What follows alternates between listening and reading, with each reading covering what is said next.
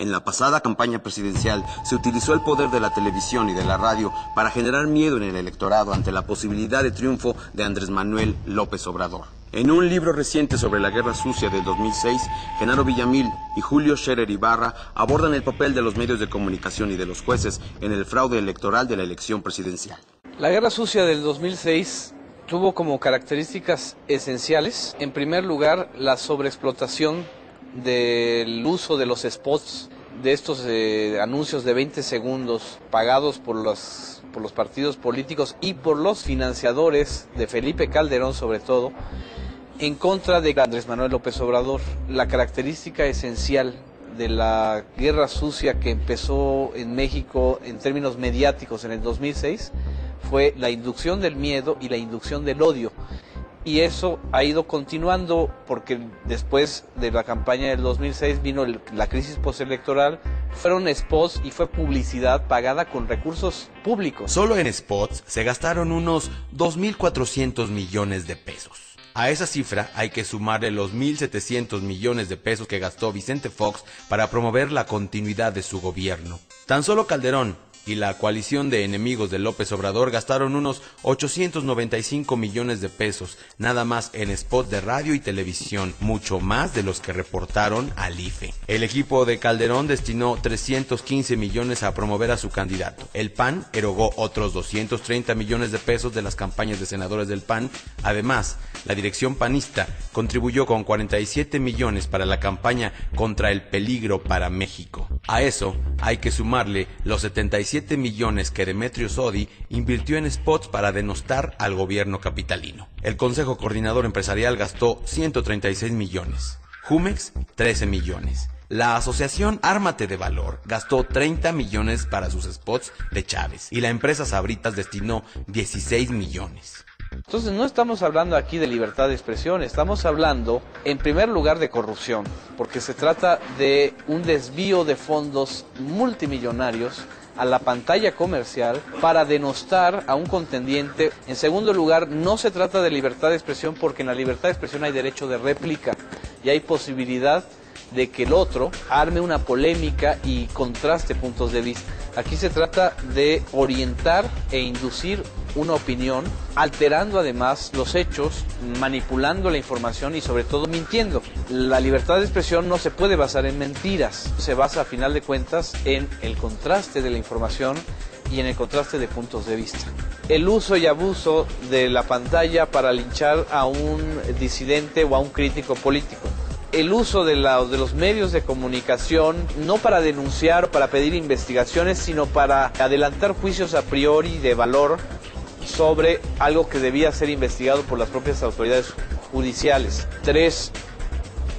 La creación de un consenso en torno a la criminalización de un político que desde entonces fue definido como corrupto, como un peligro, sin que existiera una sola prueba contundente y jurídicamente válida que lo acreditara. Lo peor es que es el empobrecimiento de la cultura política de los partidos y de las contiendas electorales y el enriquecimiento brutal de Televisa y de TV Azteca, que a final de cuentas fueron los grandes ganadores de este tipo de estrategia que vacía la política de contenidos y la llena además de una serie de connotaciones muy negativas y polariza a la sociedad. Sinceramente es demasiado grotesco que acusen al PRD y a su candidato presidencial de ser los responsables de la polarización, cuando la polarización fue resultado de todo este operativo de medios y de toda esta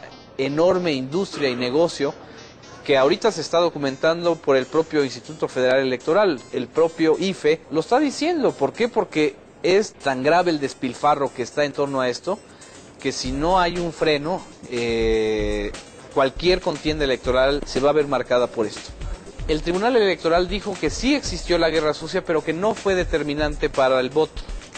Y como no fue determinante para el voto, no podía ser analizada dentro del causal de la nulidad electoral, o de el hecho de que no declarara triunfador a quien declararon triunfador, que fue a Felipe Calderón. Ahí está la gran trampa. Por supuesto que fue determinante la guerra sucia, tan fue determinante que lo que hizo Y los meses y los estudios incluso de las propias encuestas lo confirman. Sí había un efecto de impacto en la población, sobre todo en el votante indeciso. Además hay otro elemento. La guerra sucia alteró la equidad electoral. No puede haber equidad electoral, ni puede haber imparcialidad electoral, ni objetividad electoral si los medios de comunicación, su único elemento y su única guía para cubrir las elecciones es quien le dé más dinero, quien contrate más spots con ellos, a esos va a beneficiar. Eso no es un principio democrático, eso es un principio de mercadotecnia. Y eso el tribunal lo pasó por alto. Y creo que fue y es el peor antecedente o precedente jurídico para los futuros procesos electorales. Lo que te conduce la guerra sucia es a la balcanización de la sociedad y se vuelve un estilo, una manera de gobernar.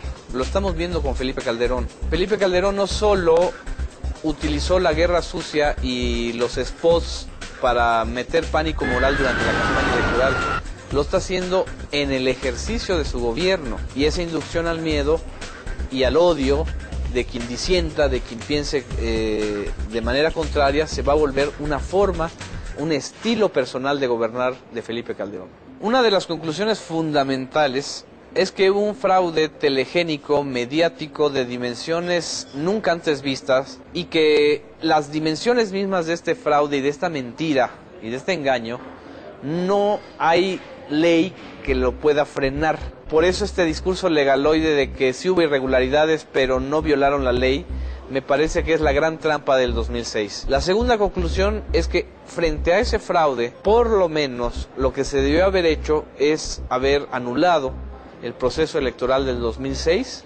Está reviviendo todo esto ahora. Todo este escándalo de los spots, del volumen de dinero, toda esta dificultad del IFE para acreditar que su monitoreo es confiable y preciso, tiene que ver justamente con eso. Son las huellas, son la hoja de ruta en donde está marcada esa guerra sucia electoral que